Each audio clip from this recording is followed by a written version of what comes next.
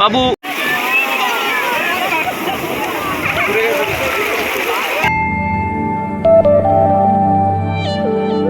High friends, good morning, welcome to my channel Pallabi Das. কেমন আছো তোমরা সবাই? আশা করছি প্রত্যেকেই খুব ভালো আছো, আর আমরাও খুব ভালো আছি।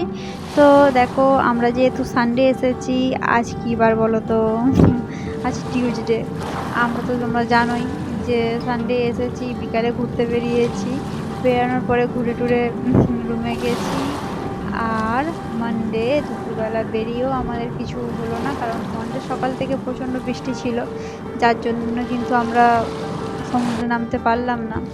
কারণ সকাল থেকে তো বেরাতেই পারিনি, একটা ছাতা কিনেও ছোট বাচ্চা নিয়ে বুঝতেই পারছো। আর সমুদ্রের জল যেভাবে ওপরে আছে, জল ঘাঁটা সম্ভব হচ্ছেই না। তো আজকে চলে যাওয়ার দিন, তো ভাবলাম সকালটা কি আর বৃথা যাবে, তাই সকালবেলা চলে এলাম জল ঘাঁটার উদ্দেশ্যে। আমার মেয়ে জল ঘাঁটতে খুব ভালোবাসে, তো ওকে নিয়ে চলে এসেছি। ও জলের অপেক্ষায় এখানে বসে আছে, তো জল ওকে ছুঁয়ে ফেলেছে, ওর অপেক্ষার অবসান ঘটেছে। তো ও বালি খুব পছন্দ করে, আর এবারে 2 দীঘাতেই বালি পেলাম না, তাই এটা একটু মনে আফসোস থেকে গেল, যেহেতু ও বালি পেল না। আর আমার ছেলেটার খুব ইচ্ছে ছিল যে ফটোশ্যুট করবো, তো বসাবো বালিতে, ও বালি নিয়ে কেমনভাবে খেলে না কি করে, এনজয় করে, এটা দেখার খুব ইচ্ছে ছিল। কিন্তু সে আশা পূরণ হলো না, কারণ বালি আমি পেলাম না। আর ও যে দেখছো কোলে এইভাবে আছে, ও কিন্তু এত শান্তশিষ্টও না, আর এরকমভাবে থাকেও না। যেহেতু সকালবেলা আর্লি মর্নিং ঘুম থেকে ওকে তুলে নিয়ে চলে এসেছি, আর ও কোলে নিলে ঘুম থেকে উঠে পড়ে, মানে বাইরে বের করলেই তো উঠে পড়েছে। তার জন্য কিন্তু ঘুম ঘুম চোখে আছে বলে একটু ঝিমিয়ে ঝিমিয়ে নেতির মতো আছে, নচে তো এতক্ষণ কি করতো জানি না, প্রচণ্ড ছটপটে। তো আর কি করার আছে, ওর এনজয়মেন্টটাও দেখতে পেলাম না ঘুমের চোখে থাকার জন্য। তবুও কোলে আছে, আর রোদের তীব্রতা অনেকটা আছে, মুখে রোদ লেগে যাচ্ছে। তো কাঁদে কাঁদেই বেশি থাকছে, যেহেতু ওর ঘুম পেয়ে আছে। আর আমি ওকে তুলে নিচ্ছি যাতে জলটা ওকে টাচ না করে, কিন্তু তাও জানো একবার জল ওকে টাচ করেই ফেলেছে। তো খুব কিন্তু ভালো লাগে বলো এইভাবে। আর আমাদের কিন্তু দীঘায় আসতে তো প্রচুর প্রচুর ভালো লাগে। আমি দীঘায় আসতে একা ভালোবাসি না, আমার হাজব্যান্ড, আমার মেয়ে সবাই ভালোবাসে। ও এখানে ওর জামা ক্লিন করে নিচ্ছে। আর আজকেও আমরা রান্না খাওয়া করেই যাচ্ছি। আমরা বেশি না, গামলা গামলি এসব কয়েকটা জিনিস ছোটো ছোটো ভাড়ায় নিয়েছিলাম, 10 টাকা 15 টাকা এরকমভাবে দীঘায় ভাড়ায় পেয়ে যাবে। হাঁড়িটারি প্রত্যেকের আলাদা আলাদা রেন্ট আছে। আর আমার বেবি কিন্তু আমাকে প্রচণ্ড মারধর করছে।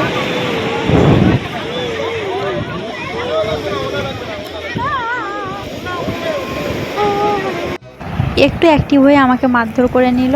ওইভাবে থাকতে থাকতে ও কিন্তু ঘুমিয়ে পড়লো। আর এর তো জল ঘাঁটতে এখন ভীষণ মজা হচ্ছে, একে জল উল্টে পাল্টে দিচ্ছে, তার খুবই ভালো লাগছে, হাসির শেষ নেই। আর আমারও ভালো লাগছে। তবে আমার হাজব্যান্ড জল ঘাঁটতে পছন্দ করে না এতটা, তার থেকে বড় জিনিস ওর কাছে অনেক দায়িত্ব।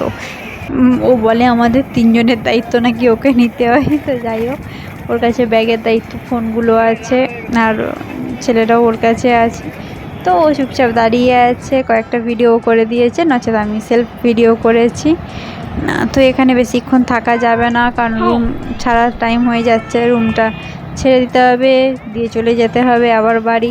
বাড়ি ফিরতে ভালো লাগে না, দীঘায় এলে মনে হয় যেন দীঘায় থেকে যাই। তো আজকে আমাদের কি রান্না করেছি দীঘায় এসে সেটাও তোমাদের বলে দিই, যাতে তোমরা কেউ যদি কখনও রান্না করে খেতে চাও তোমাদেরও সুবিধা হয়। তো এখানে এলে খুব কম টাকায় বাসনপত্র পেয়ে যাবে, টেনশন নিতে হবে না, আর অনেক রান্না করে খাওয়ার হোটেল পেয়ে যাবে।